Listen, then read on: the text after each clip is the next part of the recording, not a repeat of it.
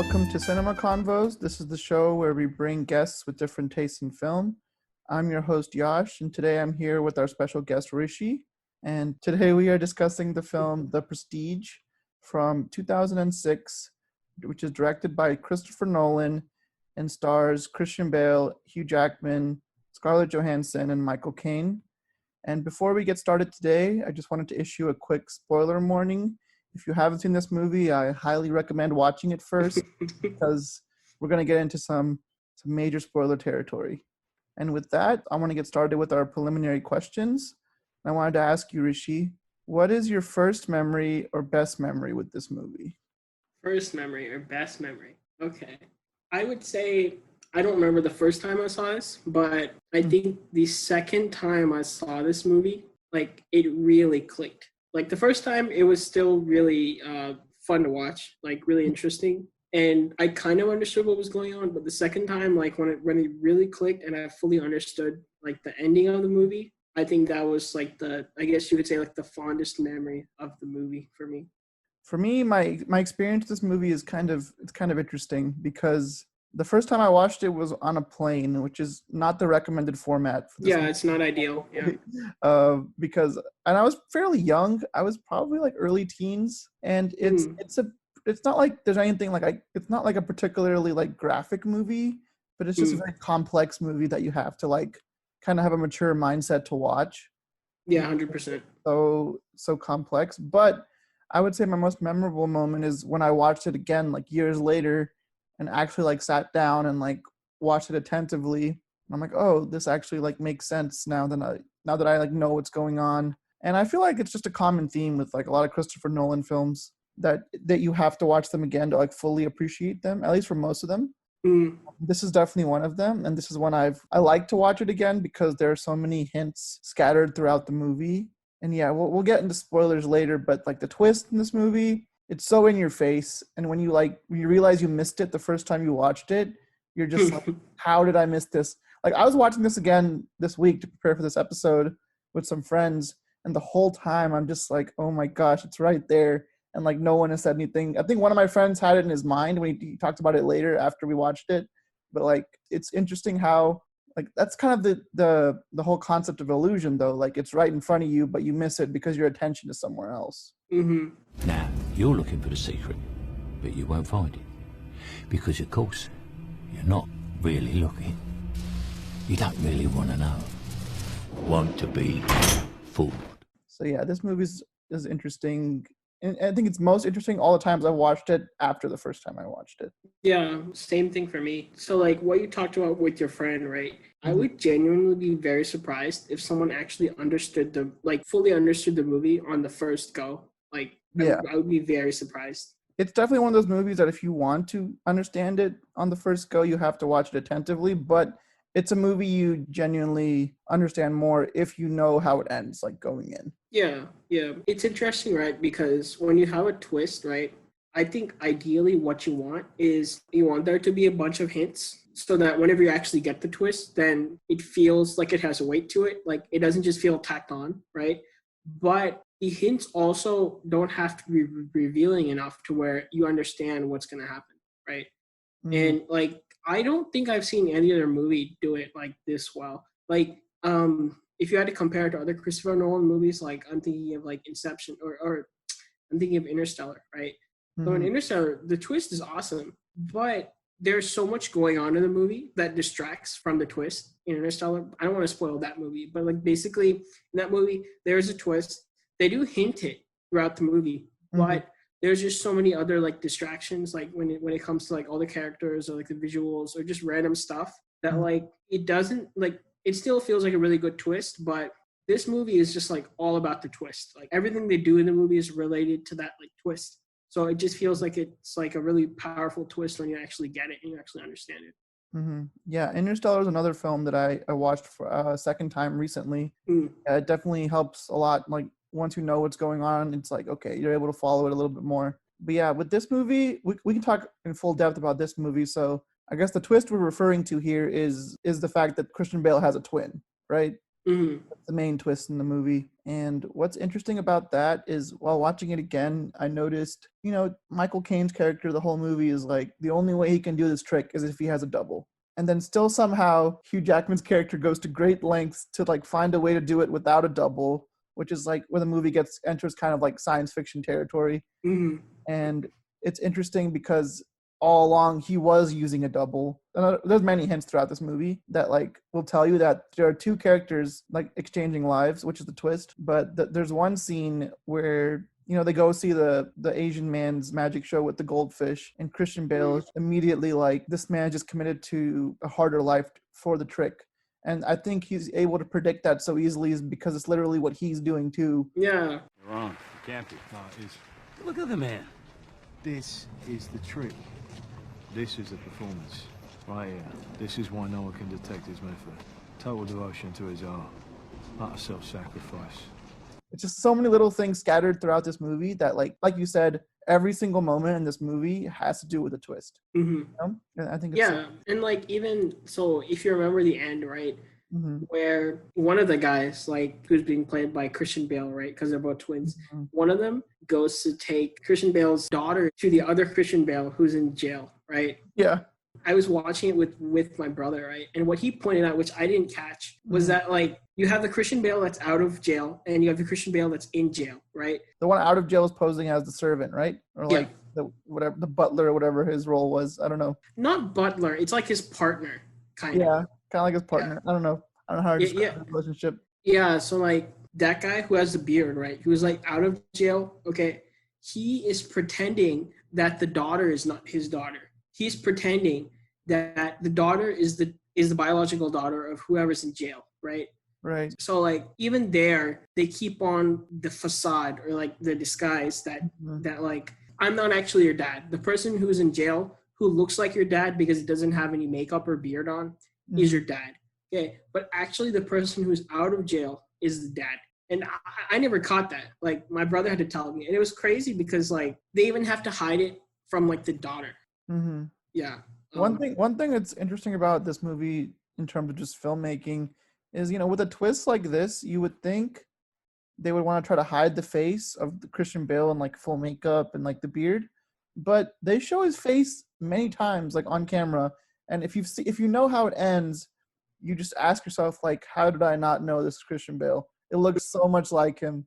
It just looks like him with the beard and like glasses, but it's so easy to miss if you're not watching closely, which is why the movie's tagline is, are you watching closely? Because you actually have to watch closely to follow it. It's not a casual watch, and it's like every scene leads up to something. Yeah. And the other thing, so that brings me back to the idea that like the whole movie is about like magic tricks, right? And at the beginning of the movie, like it starts with like every trick has 3 parts, like a pledge, a turn, and then a prestige, right? That's why the movie is called The Prestige, right? Because the movie is about the prestige, which is like what happens at the end. That's like the prestige, right? So the movie, I mean, this is just something I've read, so this is not like my own thoughts. This is just something like I've read in different places, but I also see it in the movie, is that like the movie itself has like those 3 parts. Like it has like it's set up like a magic trick. Like, it has like a pledge, a turn, and then like the prestige, because like first they have just like normal stuff happening, right? And then they have the transported man over and over, right? But you don't know how it's happening, right? That's like the turn, I would say. And the prestige is at the end where like both of them, Christian Bale and also Hugh Jackman, they both show off the prestige at the end. The second act is called The Turn. The magician takes the ordinary something and makes it into something extraordinary. But you wouldn't clap yet, because making something disappear isn't enough. You have to bring it back. And the other crazy part is like Hugh Jackman has a twist right at the end, right? Where like he shows how he was doing his trick. And that twist is crazy, right? But then like the final twist of Christian Bale's prestige, that twist is even bigger. So it's like they have a twist and then they have a bigger twist afterwards. It's crazy. And it's this, one of my favorite aspects of this movie is that like the twists are actually like so satisfying, because there are so many movies that will have a twist for the sake of having one. It doesn't add value to the story. It's just like, oh, whoa, that's crazy. But in this movie, it's like it's that shock factor Plus, it's also like that aha moment where you realize what's been going on this whole movie. Because one aspect of this movie that, while watching it with my friends most recently, is like you think Christian Bale's character is just kind of a scumbag like throughout the movie when you think he's one person, because he ties the wrong knot, and then the other guy is like actually saying, no, I don't know Oh what knot I crap! tied. He doesn't know I what didn't knot, even catch that.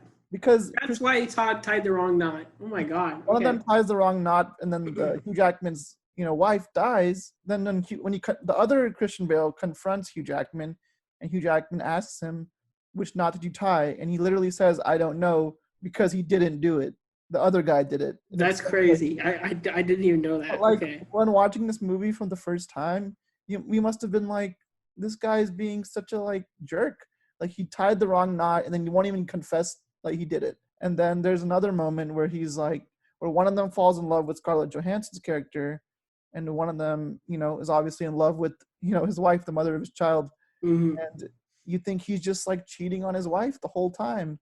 And he's actually not. He's just posing as one person. They each love someone different. So it's interesting to look at it that way. Olivia means nothing. Olivia. I need an assistant. I can't not have an assistant. I'll tell her. I know what You tell her what? I know what you really are, Alfred. Sarah, you can't talk like this. Alfred, I can't live like this. Well, what do you want from me? I want you to be honest with me. No lies. Do you love me? Not today. No. It's like this guy is just so.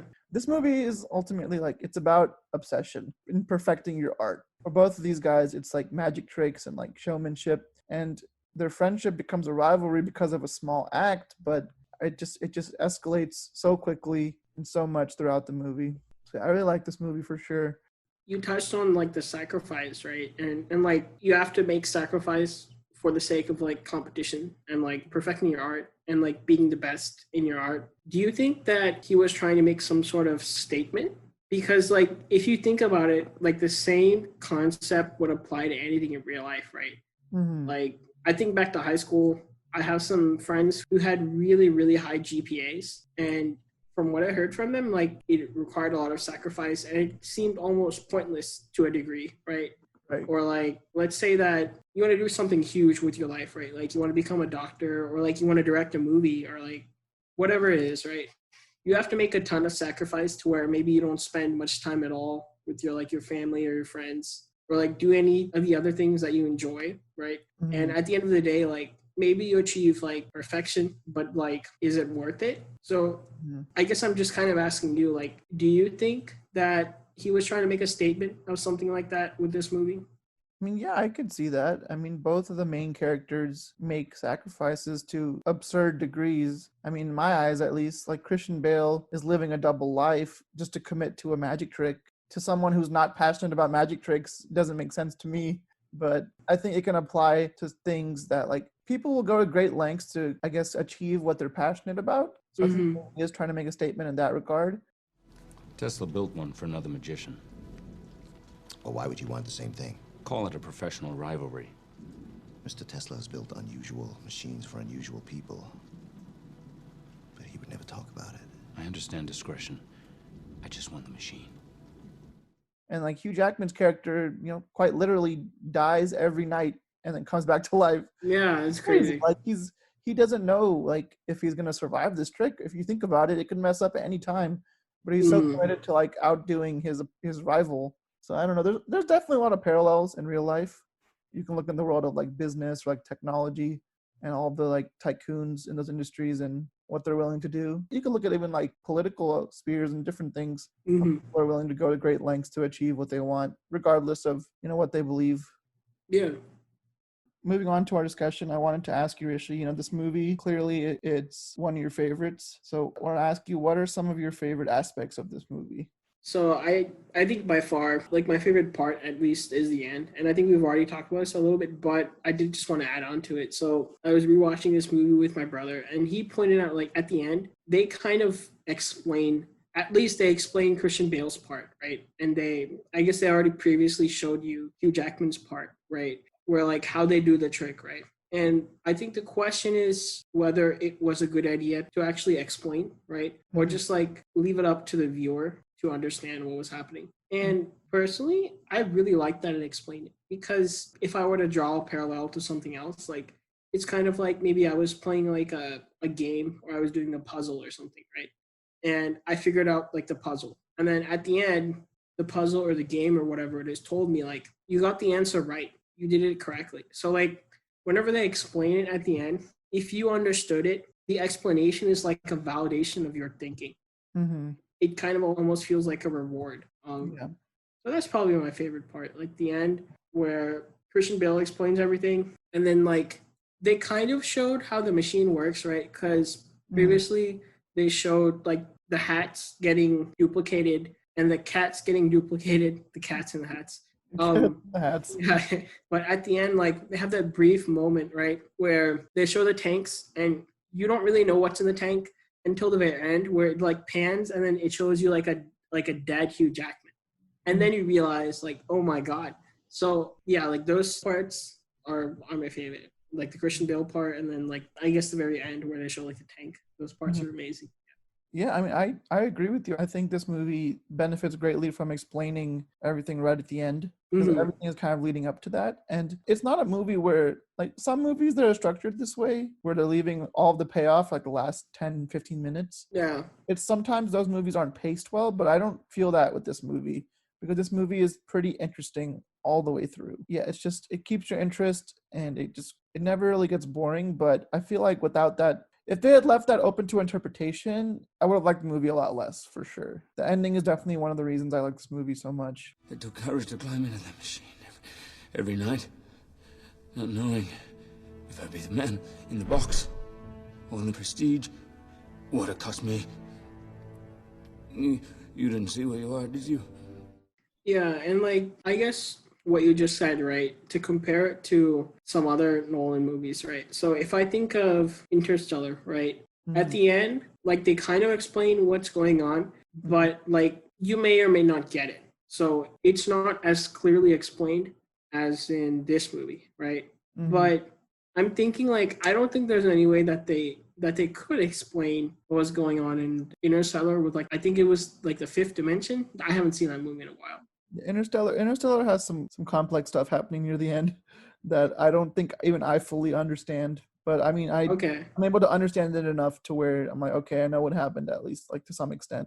Yeah, like I think I understood it, but I mean, I forgot. I haven't seen the movie in a while. But I guess what I'm saying is like that movie doesn't. I don't think there would be a way to like explain it at the end other than what they already did. But then if you compare it to Inception, right? I don't like the ending of Inception. I don't like how they leave it up to interpretation. So I actually like how Inception is somewhat open-ended. Okay, how come? I think Inception is that's the thing. I mean, kind of moving on to our next topic. It's like Chris Nolan is one of the most ambitious filmmakers of our time. He tries to genuinely make original movies that like challenge us to think.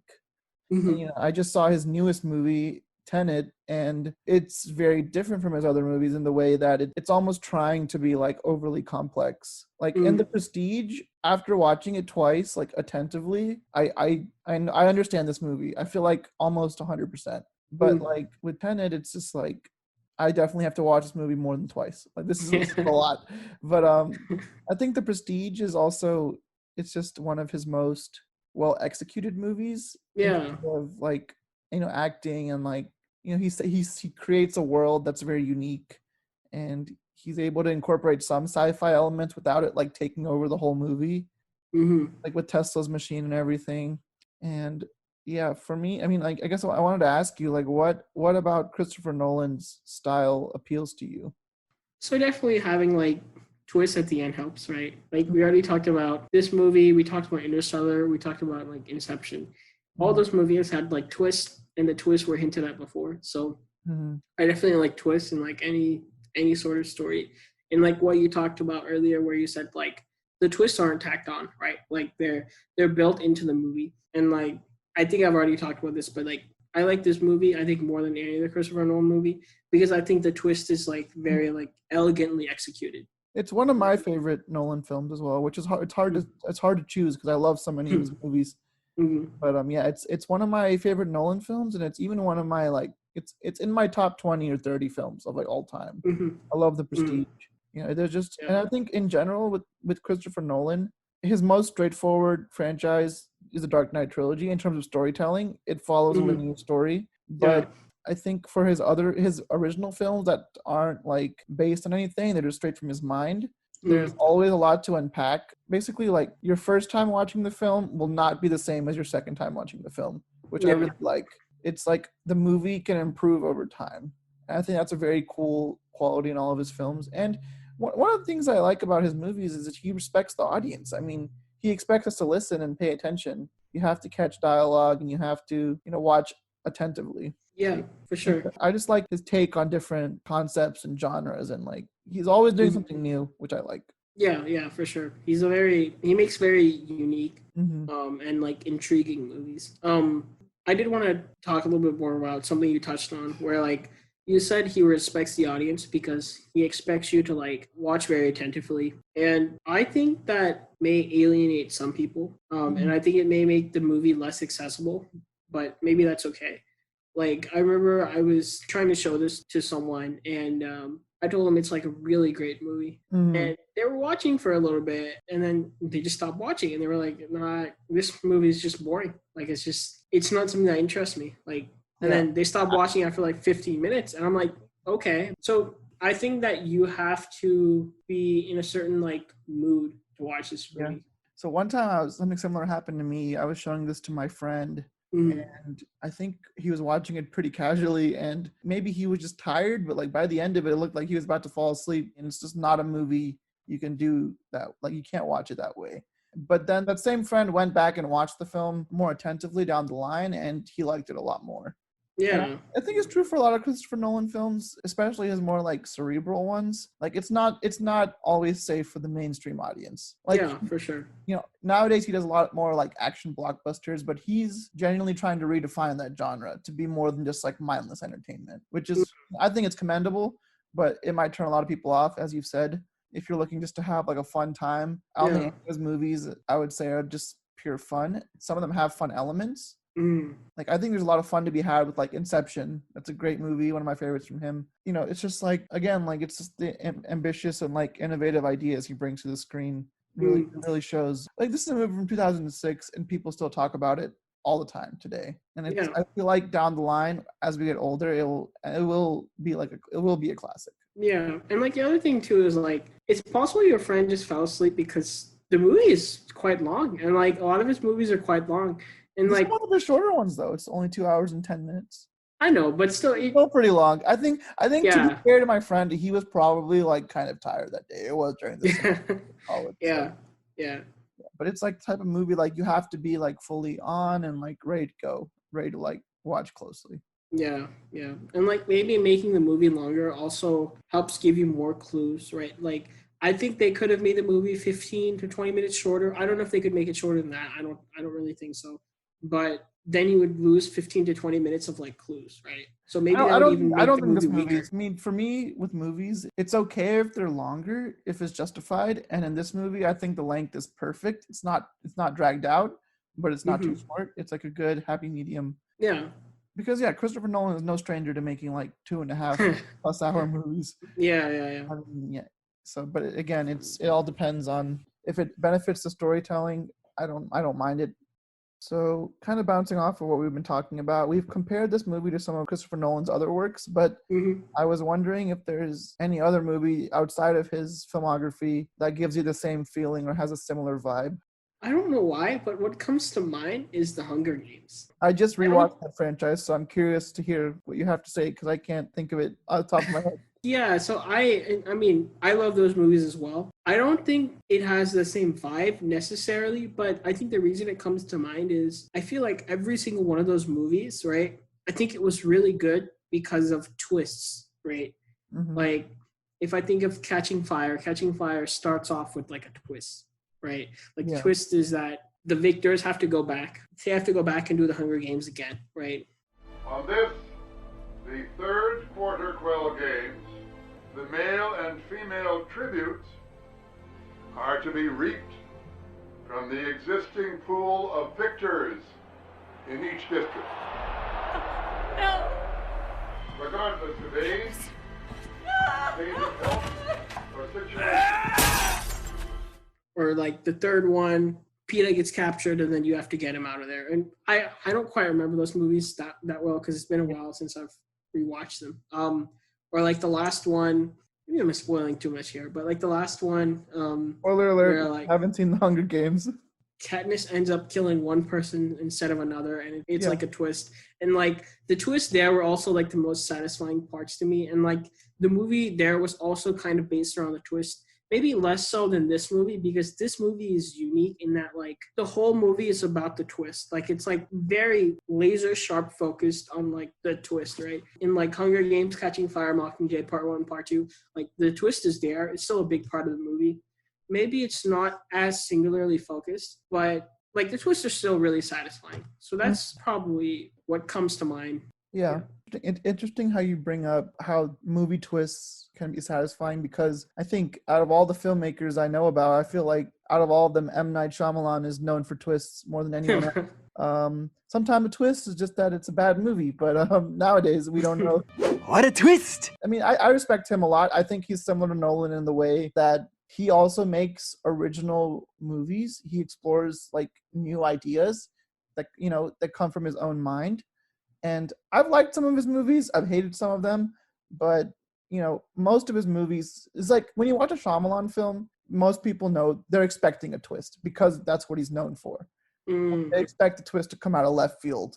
So sometimes the twist can be hit or miss in his movies because sometimes it's like, how can that be the twist? That's stupid. But like, I guess this movie reminds me a lot of some of his films because like your enjoyment of them is so reliant on the twists. And yeah, I'm not gonna say what happens in the film, but this movie also reminds me of Fight Club. That's a movie with a twist, but I won't get into what it is. Okay. I haven't seen it. It's a great movie. I haven't, yeah. Yeah, but I won't get into what happens in it because I don't want to spoil it. But yeah. The first rule of Fight Club is you do not talk about Fight Club.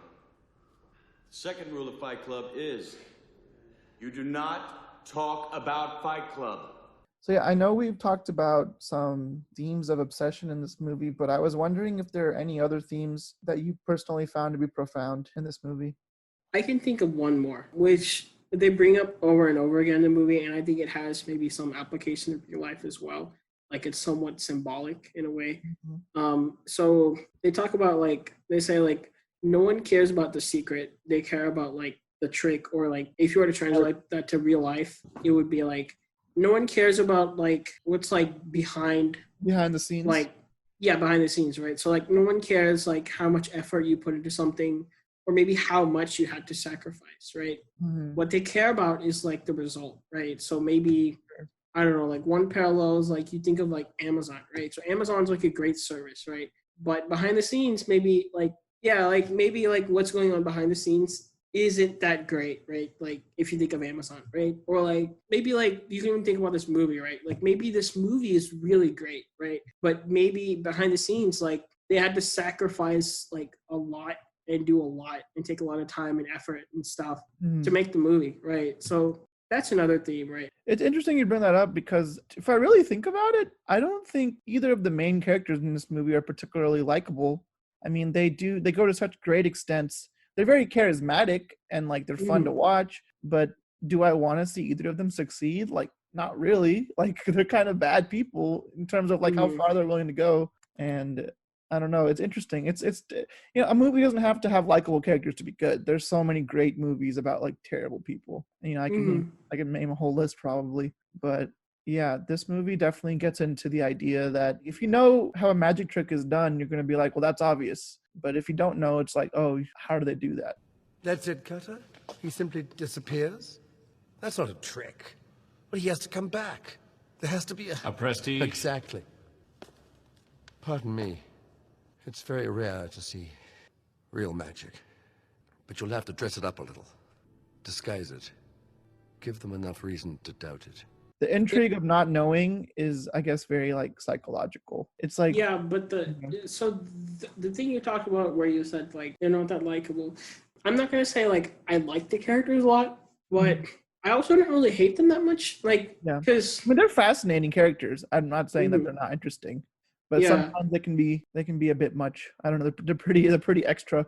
Yeah, well, so like I can think of two reasons that like they're like kind of unlikable, right? Hmm. One is that like they end up hurting people around them as a result of their sacrifice, right? Christian Bale's wife or like Scarlett Johansson, right? Both of them end up committing suicide. Mm. Um because they're so torn, right? Because they can't figure out like what's going on, why like this guy like likes one person one day and then likes another person the other day, right? So like that part is there, but you can also kind of like, I don't know if you're sympathize or empathize is the right word. You can kind of understand like where they're coming from, right? Because like they kind of hammer the sacrifice theme into your head. So like you understand like, okay, they committed suicide, like that's like really terrible, right? But you understand like how it happened, right? Okay. That to me did not make it, at least Christian Bale, feel that unlikable, right?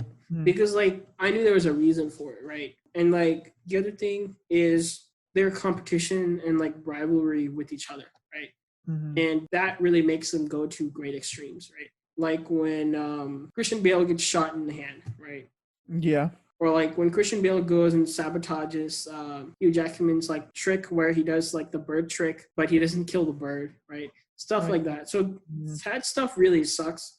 But because it's not like some sort of like malice or like ill treatment of like people in general, it's just like a rivalry between two people. I Yeah. can kind of understand where they're coming from.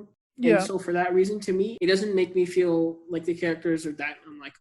That's fair. That's fair. I mean, yeah, I wouldn't say I hate the characters, but it's also like on the same token, I'm not okay with some of the things that they do and some of the things that happen because of their actions. Mm. So it's an interesting movie. And I like when Mm. characters aren't like super like simple and if this movie had been done in a way where one of them clearly is the good guy, one is not, like it would be just Yeah. it wouldn't work as well. So Yeah, moral ambiguity is good. yeah, it's like balanced. Like the characters are balanced, and there's like wrinkles to them that makes this Yeah. movie interesting. Hmm. He sent me here to steal your secrets, but I've actually come to offer you his. This is the truth. No, that's what he told me to tell you. The truth is that I loved him, and I stood by him, and he sent me to you like he would send a stagehand to pick up his shirts. I hate him for that.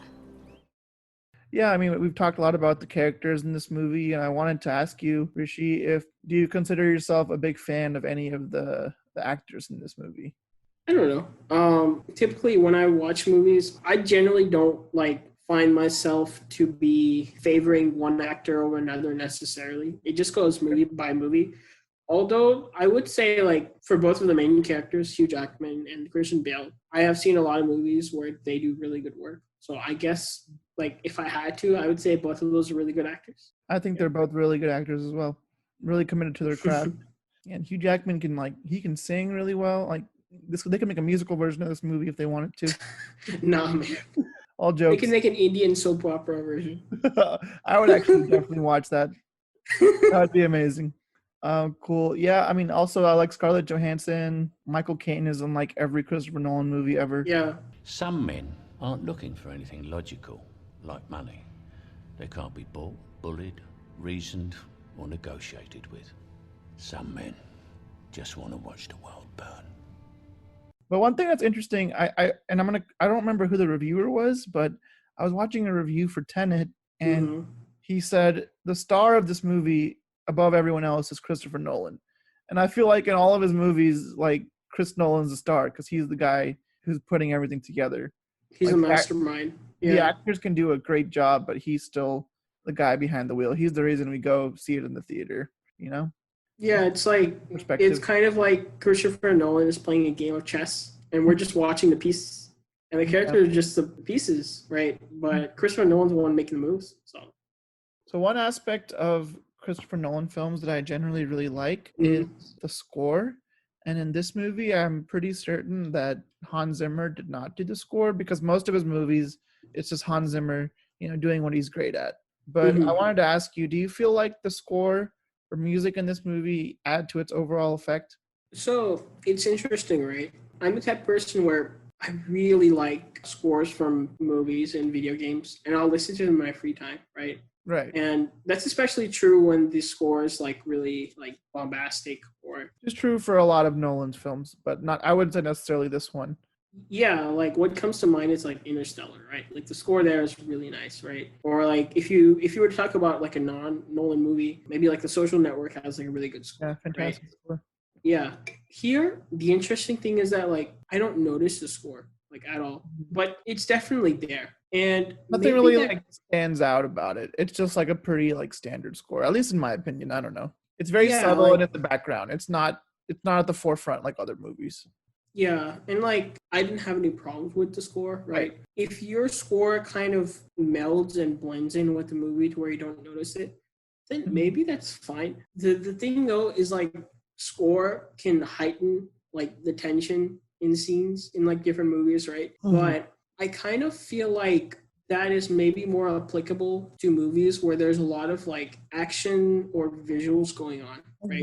Big, loud blockbusters, which The Prestige is not. It's much more quiet and it's more dialogue heavy, and it's not an action movie. Like, don't go in expecting an action movie with this movie. Which, Yeah, a movie doesn't have to be an action movie to be exciting. It's still very exciting. It's just yeah.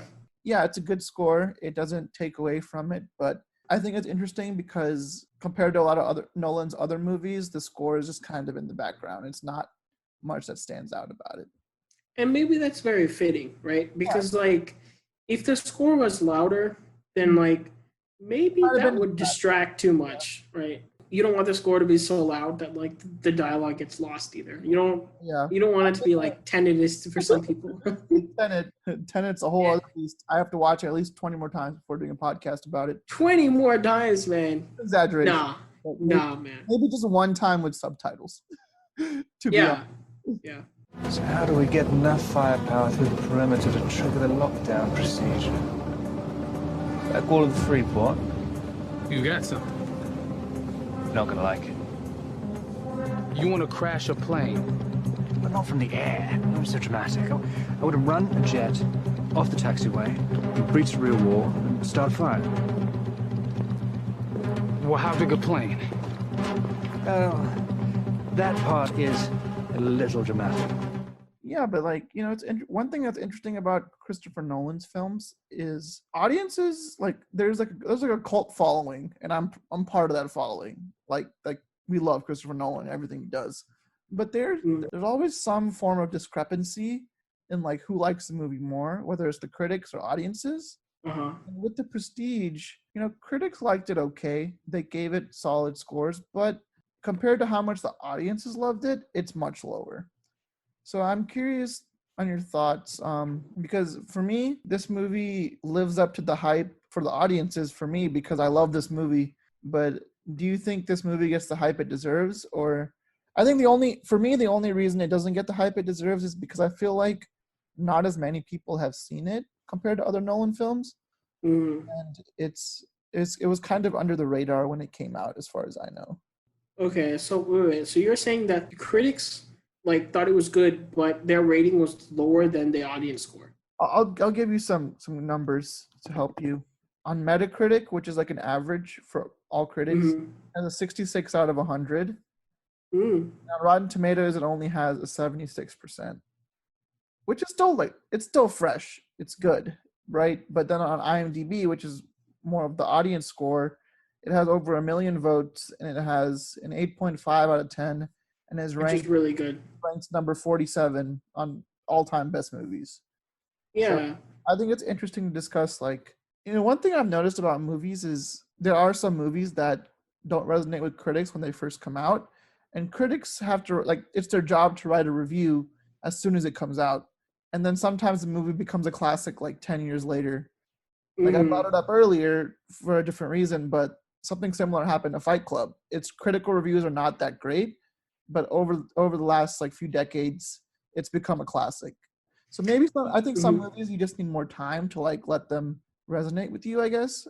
Yeah, I think I definitely agree with you that maybe it's an issue of time. And the other thing is I think you need to break down what those numbers actually mean, right? So when it has an 85 on IMDb, right? So who makes the effort to go to IMDb and rate something? it could be some demographic of people who just like rate every movie they see, right? Or there could be a demographic of people that like they'll only do that, like they'll only rate a movie if like something stood out to them. If they love it or hate it. Like if they have Exactly. If they have a strong opinion, like positive or negative, right? So like you're gonna leave out most of the people who just thought the movie was okay, right? On IMDb, I don't know if you'll see those people, right? Because like you gotta dig for them sometimes. oh, okay. Like what do you mean you gotta dig for them? A good amount of people use the website, so there's all kinds of reviews for at least the popular films if you like look through them. Oh, okay. But yeah, you're right. Like a lot of people will give like either if they like love a movie or they hate it, they'll like bombard it with 10s or 1s. So it is kind of skewed. I mean, for sure. Yeah, and like the other thing is like I think you already mentioned this, where like if you're a critic, maybe like let's say 90% of critics are gonna rate the movie somewhere, right? Yeah. Okay, or like 100, but like I'm just saying 90 to be conservative, right? But like maybe only like maybe 10% of viewers or like 5% of viewers or something are gonna rate the movie, right? So you might still have like a good spread. Like the 5% of the viewers that are rating it might be representative of the 100% of the people who actually watched it, right? But with critics, like you're getting like the full spread of like opinions, right? Whereas with the critics, like maybe that 5% like who rated it were like representative of like the 100%. So like you get like an even spread, or maybe not, right? But yeah, I mean, so enough about the statistics. Like it really surprises me that critics didn't like this movie as much as the audience, right? I mean, it makes sense that the audience would come back and like rate it later after they appreciated the movie more, right? But this seems like the type of movie, as I said, where like it would turn off some people, right? So I would expect people like movie critics to maybe understand the movie more than the average viewer, because maybe the critics watch more movies and they watch them more attentively. So yeah, it's really interesting. Yeah, I mean, this is far from the only movie that there's discrepancy. There are so many movies that audiences love more, and there's so many movies that like critics love more. Like how about Interstellar or like Inception? Are there like big gaps with those? I mean, I would say they're pretty big because they scored like in the 70s out of 100, and they're both like in the top 30. They're even higher up than the Prestige. I mean, Interstellar is number 30. And I'm pretty sure Inception is like number 13, 14, something like that. Really? Okay. Wow. Like a lot of Christopher Nolan's films are in the top 250 though. Like I think at least like over half of them are. He tries. He really tries. If you ever watch a behind the scenes for any Christopher Nolan project, it's like if you love how movies are made, it's just like it's a magical experience to see how much work he puts in. I think really the only useful advice I ever got in terms of trying to figure out your way into the film business, the film industry, is to get yourself a script and hang on to it. It's that idea, that screenplay, that concept, whatever that's going to be, that's so important. And you have to stick to your guns. You have to find something that you can do that maybe other people couldn't do. That's what's going to distinguish it if you can do it successfully. Yeah, and like I don't know how Metacritic works for movies, but I use it for games, right? And for games, Metacritic weighs different outlets differently. So like if you're familiar with game reviews, right? For some reason, they'll weigh IGN more than like a smaller company, right? If it's the same for movies, then we maybe have to take that into account too. Yeah. But like maybe even after like weighing all the outlets the same, maybe the score would still be pretty similar. So I don't think it would change from being like, what did you say, like a 60 or a 70, right? Like, I don't think it would change from that to like a 90 if you just weighed them like evenly. So yeah, it's a weird like discrepancy. Okay, so moving forward in our discussion, this is typically kind of a harder question to ask people on this show, simply because it's like we're usually telling people to like find their favorite movies to talk about. But would you say there is anything in the movie you would change to improve it? Or do you think it's a perfect movie in your eyes? That's an interesting question. Okay. So we've already talked about multiple times that it's not a super accessible movie, right? So if there was a way to make the movie more accessible without it losing its charm, right? That would make it better. And I think we both agree, right? Like if more people could get into the movie, but it was equally satisfying at the end of it, then it would be a better movie. but the types of things that make a movie accessible would probably make this movie worse, right? Like if I think of like Inception or I think of Interstellar, right? And I've already mentioned this, like those movies are more accessible because there's like other stuff going on, right? Like the movie is not quiet all the way through, It's right? not like centered on this one aspect of the story. Exactly. So like in Inception, there's definitely a lot of action. I'm sure all the movies have a little bit of humor, at least. And then One of the ones that doesn't have that much though. This is one of the few, I feel like. yeah. Which is fine. It's a dark movie. I don't think it needs humor. Yeah. And Interstellar just has like, I don't know, visuals, right? Or like maybe it has some actors that you really like and are familiar with. So like what I'm saying is those movies just have other stuff going on that distracts from the core of the movie, right? But also makes it more fun in a way, and that makes it more accessible for like a wider audience. But again, like because it distracts from the core, it would take some weight away from like the ending. So like Interstellar's ending is great, but this movie's ending is better, at least to me. Yeah, great ending. I think so too. Yeah, so I guess I would say like we can try to find a way to make it more accessible to a wider audience of people, and that would make it a better movie, but that's definitely a struggle, and right now that doesn't seem possible to me. So I would say it's a perfect movie simply because like I don't think there's much more you can do. We talked about the accessibility, we talked about like the soundtrack, right? Like we said that even though the soundtrack is kind of subdued, maybe for this movie that's like very fitting. I don't think there's any problem with the acting. I think the fact that you have to rewatch the movie, maybe it's not a bad thing because it means that like there's like more depth to the movie. Like maybe you really liked it the first time, but you didn't fully understand it. So you watch it again and it gets better when you watch it again. So yeah, I would say it's like a perfect movie. And like we even touched on maybe it's too long, right? And we said like you could make it like 10 minutes shorter, maybe, but you don't know if that would really help the movie. So yeah, I can't think of anything that I would take out of the movie or add to the movie. Really, I think it's a perfect movie. Yeah. I mean, I agree with you. I think this movie, it's complex enough to the point where it's not too much, but it's just enough. And I enjoy it. It's one of my favorite movies, and it's also I would give it a 5 out of 5. So I mean, I guess that inherently means I think it's perfect, right? But yeah, for me, I can't think of anything I would change. I think all the actors do a great job. I think the story's great, and I think it builds up nicely to the big reveal at the end. Yeah, 100%. You must be no coward. Totally. Yes, I am. I always have been. They flatter you with all those chains, Alfred. When don't they know you can't escape without your little rubber ball? I pulled you out of that tank. All I wanted to do was prove that I was a better magician. But you couldn't leave me alone. I don't know what you've done. But you're not afraid to get your hands dirty anymore, are you? No, not anymore. And I win. So before concluding this episode, are there any other talking points you wish to discuss? Yeah, there's a couple questions I want to ask you, right? So like, I don't know too much about this, but like maybe you know, or like maybe you've done some reading or some research.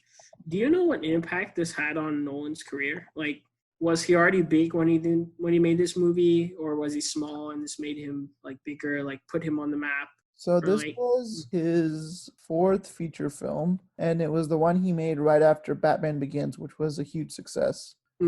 So I think he was already like starting to get pretty established.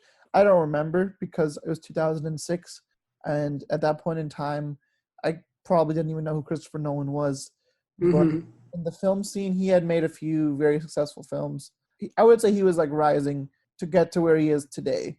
I would say the movie that like really turned his career around was The Dark Knight, because it was just such a like universally loved movie. Like The Prestige was, I think now people love it because people went back to watch it because they know who Christopher Nolan is. But I don't know if like upon release it was like as big of a hit as it is now. I don't know. I'd have to go back in time or like read about it. Some interesting thoughts, right? So like we already talked about, like we think that's pretty much a perfect movie. We think that like the ending is pretty much perfect, right? And like maybe kind of morbid, but like still perfect, right? Right. But the question is, what would a sequel to this movie look like? Oh goodness. I mean, I don't think it needs one. It's definitely a standalone film. I don't know, dude. I guess you could you could do characters that have some connection to the two characters in this movie, or you could just do like something similar. Like it'd be hard. What I like about Nolan is most of his films are originals. The only series he's done is the Dark Knight trilogy. Mm-hmm. It's based off Batman, which is like okay, that makes sense. But for every other film, it's like an original thing, and he has yet to do a sequel besides those movies. And I think I like that about him. I don't think any of his films need sequels. Okay, wait. I just had a crazy idea. So like we talked about how like people don't enjoy this movie as much as we hope, right? Or like critics maybe, right? Or like it's just not as accessible to them, right? You know how sometimes they do like remakes and remasters for video games? Is it possible to do something like that here where like they redo the movie, maybe with the same actors too, but like they modernize it somehow, or like they fix whatever flaws they think they made, and maybe they find a way to make it more accessible, and it would be kind of like a remake of the same movie and like release it. I've yet to see a remake with like the same cast and crew like happen. We'll have to change. I feel like from a business standpoint, it's not a great idea because I don't think it would make a lot of money, and I think that would stop them from making it. I see. But Okay. also, it's not necessary because I think this is a great movie, and it's like it's not old enough to where you'd have to like remaster the picture quality or anything like that. I see. Some like movies from the 50s, they'll remaster like the actual look of the movie because Okay. the transition from film to digital. Yeah. And the other thing is like instead of a sequel, do you think some sort of spin-off or a prequel would make any sense? I think the only thought I would have is maybe a prequel involving Michael Caine's character could be kind of interesting. Oh, okay. In all of his movies, he's just like an old, like intelligent, like wise man. And I don't know. In this movie, I feel like he has some history doing magic tricks, and it'd be kind of cool to see if they had to make a prequel of The Prestige. I could see that. That's true, actually. Like, again, we already talked about how we think it's a perfect movie, but maybe having another movie or the same movie redone, or like you have the same movie, but then you add on parts from Michael Caine, where like maybe they show what his life was like, where he talks more about his life and stuff. Yeah, that would be really cool. Like seeing his backstory, if it's done by a competent writer, would be interesting. Yeah, that'd be That guy really has cool. a history. You can just tell he's kind of shady. Yeah, like especially the part where they lock up Christian Bale, like, and they bury him and stuff. That's crazy. That part's crazy. The guy's willing to do a lot of crazy stuff. There's a scene where he's like, "You got to be willing to get your hands dirty." I'm like, "Whoa, dude! Like, where'd this come from?" and then later he's like, "I wasn't actually gonna get you to kill the bird. I just wanted to make sure you were like mentally able to do it." And I was like, "Oh gosh, like where did the mindset come from?" There's a story here. Yeah, for sure. But yeah, that's my take on if they did a prequel. I'd be interested if it was like Michael Caine's character in the past. I knew an old sailor once. He told me he went overboard, tangled in the sails. They pulled him out, but it took him 5 minutes to cough. He said it was like going home. Do you think a video game would be cool? Like, what would that be like? They'd have to change a lot. You can't just be walking around looking for clues. Yeah, I don't think it'd work. I don't think a video game would work for anything except like the Batman trilogy, which is like why would you do that? Because like the Arkham series is so good already. I feel like an Inception video game would be kind of cool. Different layers. What would that be like, though? I don't know. Just okay. It doesn't have to follow the same story as the movie. It just has to have the same concept, like going dream within dream. Well, I have a PS4 game called Dreams, but that's not really. I mean, that's like completely different. Like I've played that, and it's completely different. You've played Dreams? Maybe. Is that the one where like people build their own missions? Yep. Yeah. Yep. Yeah. It's kind of like Roblox, but it's better. I checked it out at my friend's house recently. Cool. I was seeing lots of creativity with that game. Yeah. I mean, it's basically a game engine. Like they made a game engine on PS4, which is pretty crazy. Did you have any more questions? Probably not. Okay if you don't. So we're reaching our conclusion here today. The last thing I wanted to ask you, Rishi, is if you had to convince someone to watch this movie, what would you tell them? What's like your sales pitch? Mm, that's a good question. All right. I would tell them it's made by Christopher Nolan. It has Christian Bale and Hugh Jackman, right? All those are really big sell points. And it's a really intriguing movie about like the late 1800s. Yeah. And it keeps you on your, well, I don't know if I would say it keeps you on your toes, but it like, guessing, you know. yeah, I guess I would just say it's like very like mysterious, I guess. I guess like I wouldn't push them to watch it unless they're looking to watch or like they're in the mood for a movie like this, right? Like if you're in the mood for just like a really casual movie, or maybe you're in the mood for a movie that you can like watch a little bit now and then stop or something like that, then I wouldn't try to push them to watch this movie because I don't think that would help, right? Like I think you have to be in a particular mood to watch the movie. You Yeah. definitely can't be sleepy. Yeah. Yeah, you have to. I agree. I mean, what I would tell someone is, I mean, I'd say this is a Christopher Nolan film. He's one of my favorite filmmakers. This is ranked as my third favorite Christopher Nolan film, which is, and I've seen 10 of them. I have to see one more before I've seen them all. I haven't seen Following, which is his first feature film. But this is one of my favorites from him and one of my all-time favorite movies. And I think if you're willing to put in the work to watch it, which is just giving it your full attention, and yeah, ideally watching it in one sitting, you know, I think it's a very rewarding movie if you're willing to like put in the work, and if you have the mindset that, yeah, I want to be able to think a little bit. But yeah, if I had a friend who was only into like casual like blockbusters, which is like, it's unfair to like judge people like that, because like my brother is like that. He loves the big action blockbusters, but he still likes The Prestige and Interstellar and a lot of Nolan's films, because that's what I think. That's what I like about Nolan so much, is I think he redefines what a blockbuster can be. The Prestige isn't a great example of one of his action movies, but because of its like all-star cast and unique concept, I would still say it's a blockbuster movie to some extent. So yeah, I would say if you want to, you know, if you haven't seen it and if you've seen it, first of all, I'd want to find out what Christopher Nolan movies they have seen and kind of go from there. If it's only the Batman trilogy, I'd be like, maybe you'll like it. But if it's like, oh yeah, I saw Interstellar, Inception, and like some of his more like complex works. Yeah, like maybe have them watch another one of them first, like Interstellar or like Inception, because those are like they have twists, but they're also more accessible. And then like guide them into watching this movie later. I did want to ask you, because you mentioned this, like you said, this is your third favorite Christopher Nolan movie. So what are the first two? My favorite of the bunch is The Dark Knight. Okay, I knew that. My second is Inception. Oh, okay. I need to rewatch Inception. Inception. I've seen Inception like 15 times in the last decade. So I see. It's a movie. It's also a movie that's like, it's kind of special to me because it kind of got me into seeing movies in a different way. It was at a very like pivotal moment in my life about like how I saw film, and like it just like blew me away and changed the game, as they say. I've given 7 of his films 5 out of 5. So it's like when you rank them, it's like, well, 7 of them are still like amazing movies. Yeah. So like Dark Knight, I understand, but like how come you like Inception more than this, man? For me, this is way better than Inception, personally. But yeah, I mean, I guess it's just all subjective. Inception is more, it's like a concept that I'm more drawn to. I mean, it's close. Like Inception's one of my all-time favorite movies, and it's a little bit higher up than The Prestige. Like, I'd put Inception in my top 10. I think Prestige is probably in my top 20. But yeah, I don't know. They're so different. That's the thing. Every Nolan film is a different experience.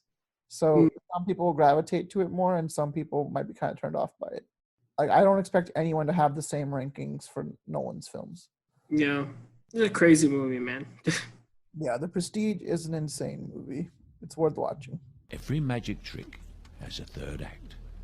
The hardest part. The part we call The Prestige. All right, and with that, we are wrapping up our discussion of The Prestige.